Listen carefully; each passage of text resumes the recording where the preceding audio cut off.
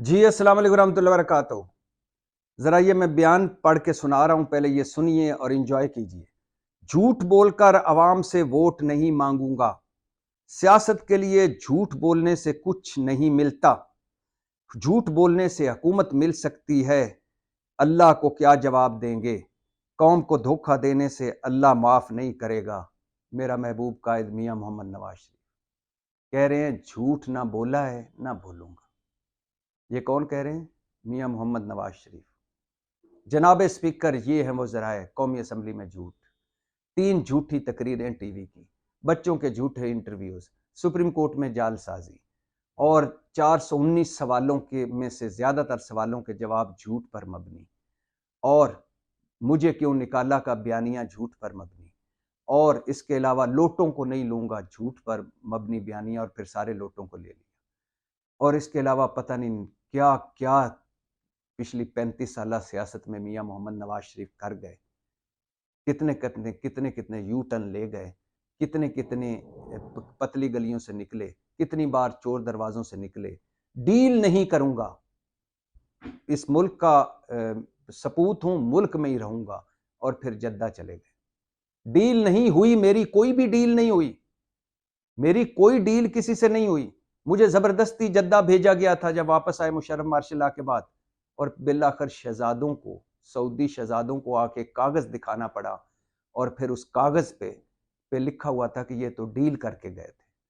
और एक हमारे सियासतदान बताते हैं कि वो मियाँ मोहम्मद नवाज शरीफ से एक मस्जिद नबवी, मैं नाम नहीं लेना चाहता, बड़े घर है मस्जिद नबवी और खाना काबा, इन 2 घरों में से एक घर में बैठे हुए थे। तो उन्होंने उस सियासतदान ने मियाँ मोहम्मद नवाज शरीफ से कहा कि सुना जा रहा है कि आप कोई डील करके आए हैं, सुना जा रहा है कोई तहरीरी डील हुई है। तो मियाँ मोहम्मद नवाज शरीफ साहब ने कहा घर की तरफ इशारा करके, उस पाक घर की तरफ, कि मैं वहाँ बैठा हूँ और मैं आपको झूठ नहीं बोल रहा, कोई डील नहीं। और फिर सऊदी शहजादों ने वो डील ला के सामने रख दी। मियाँ मोहम्मद नवाज शरीफ, मेरे महबूब कायद, कह रहे हैं कि मैंने ना कभी झूठ बोला है, ना बोलूंगा और ना आइंदा बोलूंगा, और झूठ बोलकर हुकूमत नहीं लूंगा। तो सर बता दीजिए लंदन में क्या किन से खुफिया मुलाकातें की, बता दीजिए, सच बोलिए कि लंदन में क्या क्या करते रहे आप 4 साल, बता दीजिए किस तरह आप झूठी मेडिकल रिपोर्टों पर मुबैना तौर पर आप बाहर गए, उन झूठी मेडिकल रिपोर्टों पर बाहर भिजवाने में किसका क्या किरदार था, हुकूमत कैसे मैनेज हुई, अदलिया में कैसे जुगाड़ लगा, और कौन थे जो आपको बाहर भिजवा रहे थे। ख्वाजा आसफ बता चुके हैं कि एस्टेब्लिशमेंट की मदद से बाहर गए थे। तो फिर बता दीजिए वापस कैसे आए हैं। क्यों मुस्लिम लीगी कह रहे हैं कि रिस्क फ्री वापसी है और गारंटी भरी वापसी है, कैसे वापस आए हैं, सच बताइए। कोई बात नहीं, पिछले सारे, बंदा कभी भी कह सकता है, बंदा वापस पलट सकता है, कह दे कि मुझसे पहले गलतियां हुई हैं, कोई हर्ज नहीं। हर बंदे को चांस मिलना चाहिए, वापस आना चाहिए। तो फिर बताएं, सच बोल लें सारों के हवाले से। मैं कारगिल कमीशन बनाऊंगा, फिर गए। मैं डॉन लीक्स पर इंक्वायरी कमीशन बिठाऊंगा, फिर गए। और जब वक्त कुर्बानी आता है, कभी जद्दा कभी लंदन, और जब वक्त कुर्बानी आता है तो अपनी गर्दन बचाकर मुशाहिदुल्लाह को वजारत से फारग, अपनी गर्दन बचाकर तारिक फातमी परवेज रशीद को फारग, और खुद बच जाते हैं। डीलें ढीलें जितनी की हैं बता दें सच के मैं ये की हैं, अब मैं नजरियाती हो गया हूँ और सियासत, अब नजरियात की सियासत करूँगा।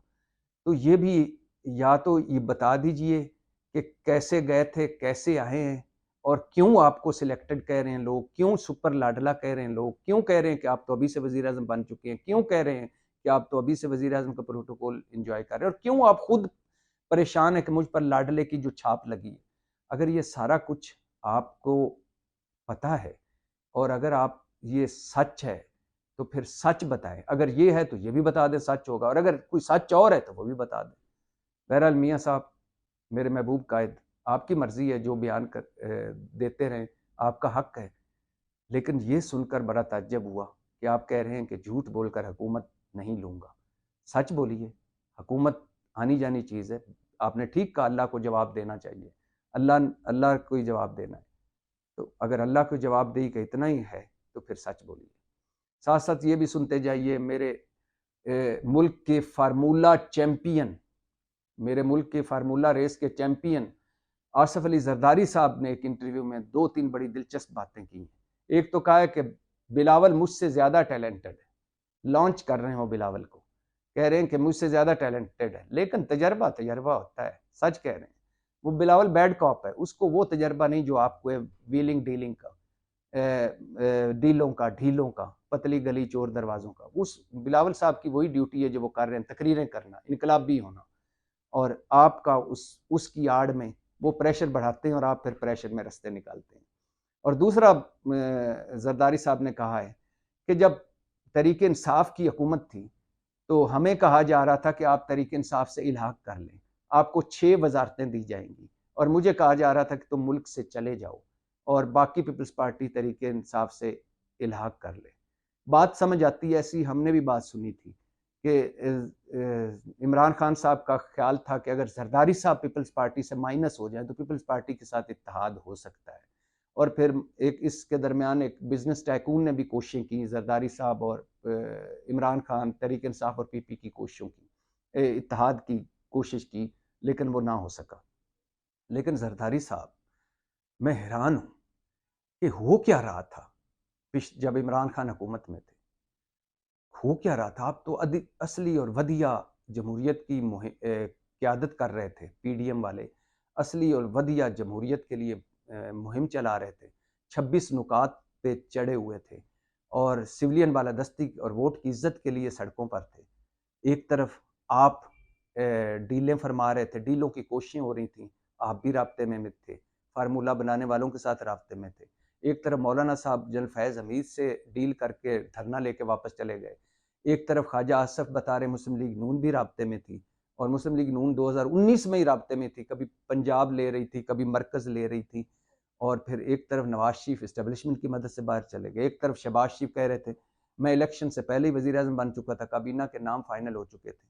और यानी एक तरफ आप जमहूरियत की जद्दोजहदें कर रहे थे, जंगें लड़ रहे थे, और दूसरी तरफ डीलें, ढीलें, पतली गलियां, चोर दरवाजे। हैरानी होती है। जरदारी साहब, कमाल हैं आप।